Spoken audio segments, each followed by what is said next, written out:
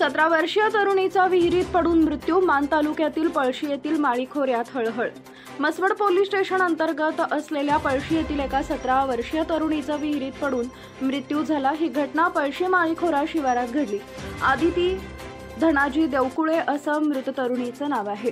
याबाबत मसवड पोलिसांनी दिलेल्या माहितीनुसार सोमवार दिनांक 9 जून 2025 रोजी सकाळी 7 वाजेच्या पूर्वी पळशी तालुका माळ येथील माळीखोरा येथील भोगल्याच्या शिवारात असलेल्या विहिरीत आदिती धनाजी देवकुळे वय वर्ष 17 राहणार पळशी माळीखोरा ही विहिरीतील पाण्यात पडून बुडून मयत झाली आहे, अशी तक्रार महादेव धर्मा देवकुळे राहणार पळशी यांनी मसवड पोलीस स्टेशनमध्ये दिली आहे. या घटनेची माहिती मिळताच मसवड पोलीस ठाण्याचे सहाय्यक पोलीस निरीक्षक अक्षय सोनवणे, पोलीस हवालदार डी.पी. खाडे यांनी सहकार्यासह घटनास्थळी जाऊन मृतदेहाचा पंचनामा केला.